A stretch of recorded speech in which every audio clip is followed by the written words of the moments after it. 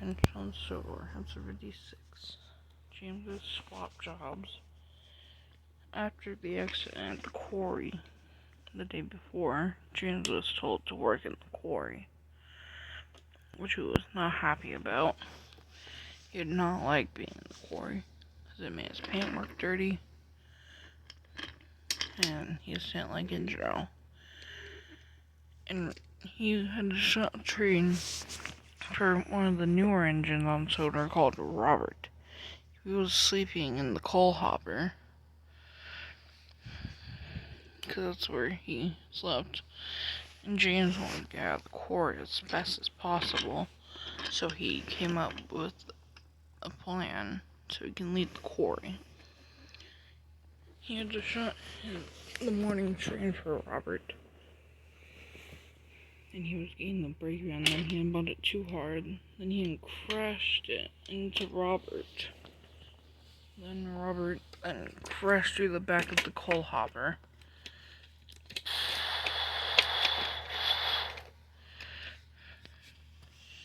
Art was shocked whenever he woke up. He was derailed in the coal hopper. What happened? He asked. I accidentally hit the brake, coupled up to the brake too hard, and I actually bumped you and you got derailed. Guess I'll have to take your morning train, because Mavis isn't awake yet, and the other quarry engines are still in the works. Sorry. Oh no. But then we'll have no one working in the quarry. And the workmen need help getting the rock. Well, they'll have to wait for Mavis to wake up, then. Where's this train need to go, Robert? It needs to go to the yards at May's Wait. Okay, thanks. James slowly along the line. This is the train. The trucks aren't awake yet, except for Truck, which he always wakes up early, just in case he has to be a part of an early morning train. James passed by the works where Fergus, Kister, and Mike were being repaired after yesterday's events. He saw Gordon getting ready to pull the express. He didn't bother to say hello. He just to get as far away from the quarry as possible.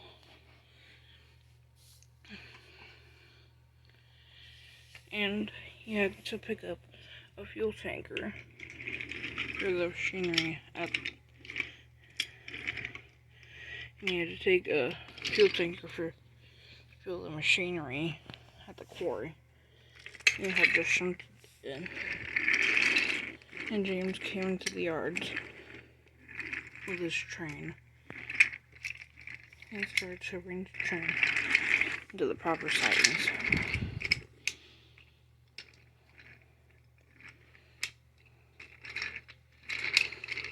And stopped to talk to Neil.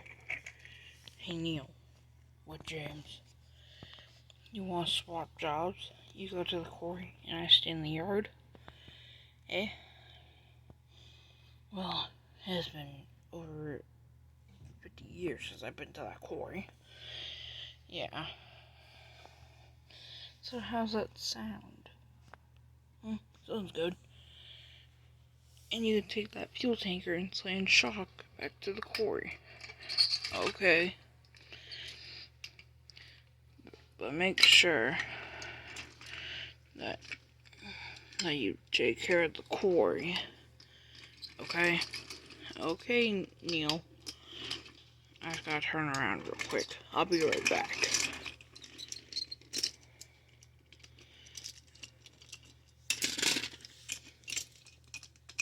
Neil came back, turned around. Alright, James. Oliver needs to take the 2 hoppers, and someone else will be collecting the trucks that he brought soon. Alright, I'll start arranging the trains. Alright. Good luck.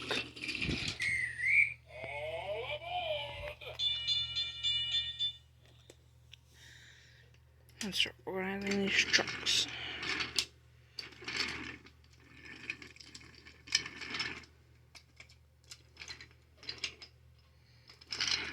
Insert short trucks into their proper sidings.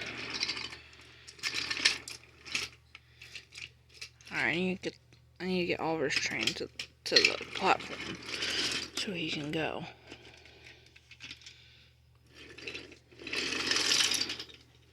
My train's ready.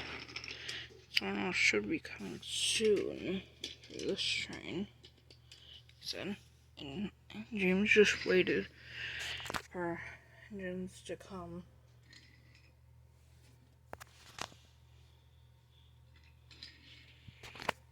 I heard puffing and a whistle. It was Oliver. He's going to collect this train. Alright, you two hoppers, no trouble, okay? Okay, Ollie. Don't call me Ollie. Call me Oliver. And he can give the trucks an extra bump. Ow, ow, ow. Oh, wait, James, what are you doing here? Oh, I took over for Neil. Well, he's in the quarry. Aren't you supposed to be in the quarry after what happened yesterday? I know. But I swapped jobs with the fellow. He hasn't been in that quarry for 50 years, and I bet he missed it. Meanwhile, Neil hadn't gone much distance. He had just gone by the signal box, and he went onto the line for the quarry. He passed by the works.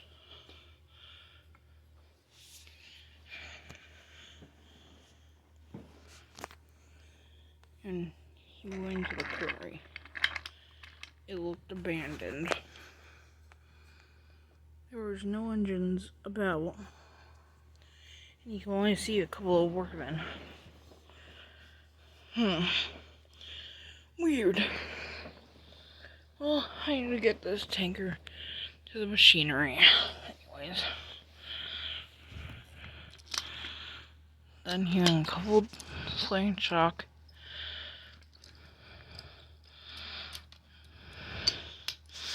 And he started to push the fuel tanker to where it needed to go. And he bumped into Mavis. Oof. Who's there? Asked Neil. Who's there? Asked Mavis. Oh, it's you, Mavis. Oh, it's you, Neil. What are you doing here? Oh, I brought the fuel. James was do that after he dropped off his train. I know me and him swapped jobs. Why? Why did you swap with him? It's been years since I've seen this quarry, Mavis. Come out, so I can put this fuel tanker at siding.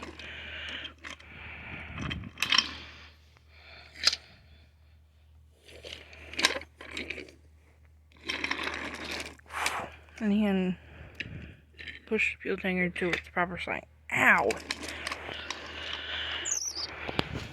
So Mavis, how's everything been at this quarry? It's been pretty good. Business as usual. Keeping this place open and getting materials. So why are you here exactly? Well, I swapped jobs with James. So I could see the old quarry. It's certainly been upgraded. A lot more machinery. I see you guys have a helipad. Why is that here?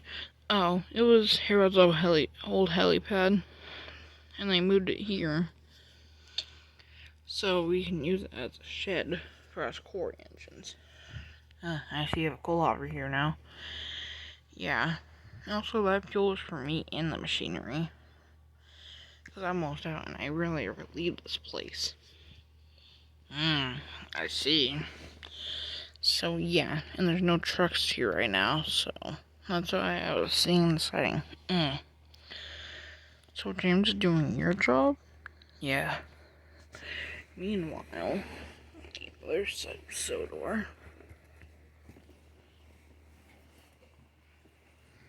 James was still talking to Oliver, and James had convinced him that he could pull Oliver's goods train, so he didn't. So Oliver could get some peace from the trucks and Toad singing. James took the train to Knapford. And then Oliver stayed to talk a little bit. He was running late, so we had to go fast along the line.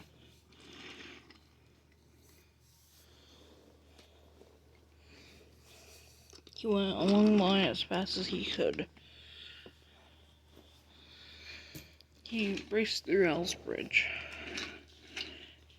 because he didn't have to stop there. Stormhead was leaving his office, so James spin, so we thought it was Oliver. And Stormhead didn't notice. Gordon hadn't left Knapford Station yet, so James talked to him.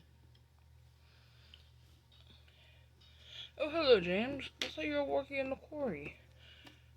Well, I was, and I spoke jobs with Neil.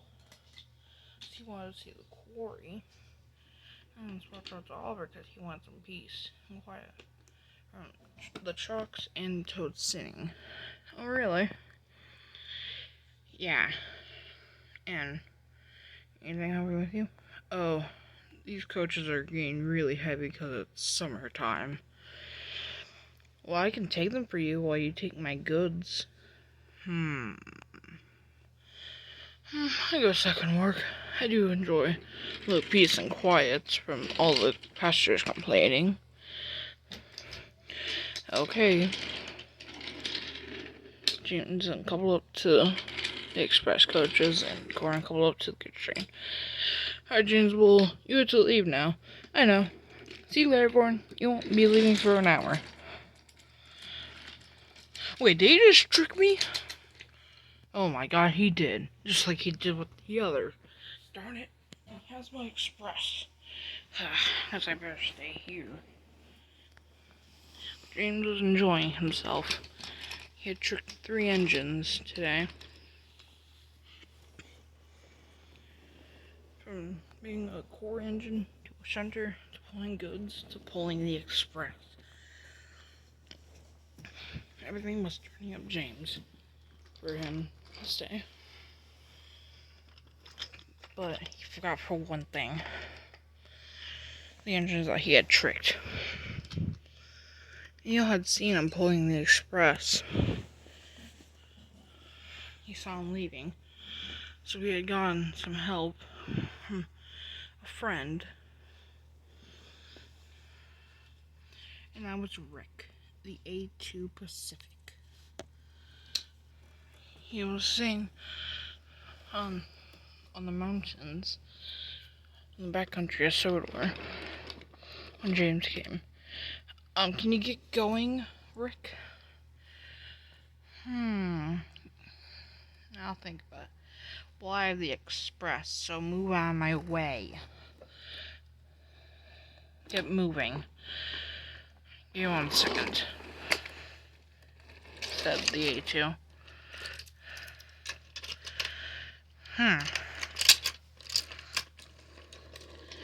Then Rick came back.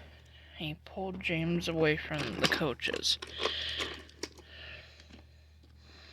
What are you doing? He asked. Rick, you're getting off the express. What? Why? You tricked 3 engines today. How do you know? Well, I've heard from all of them. Mainly Neil. Remember we have radios?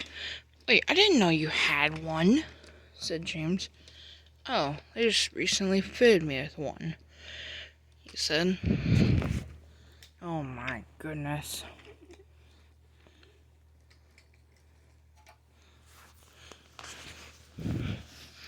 And came out the tunnel.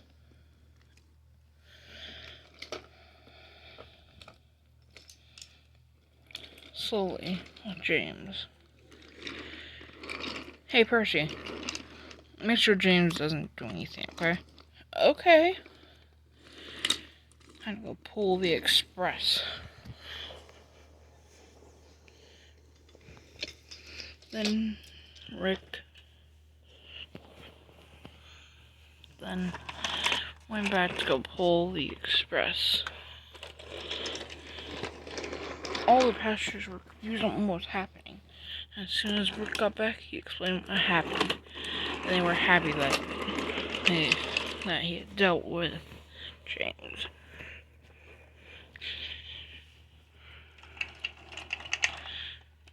Rick pulled the express on time. Even if there's a few minute delay, he made up for it.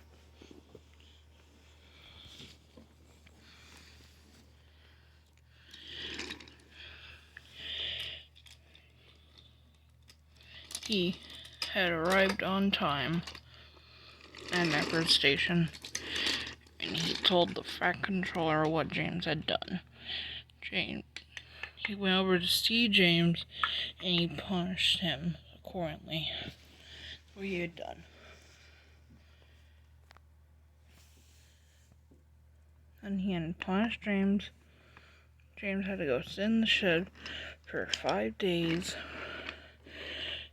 and everything went back to normal.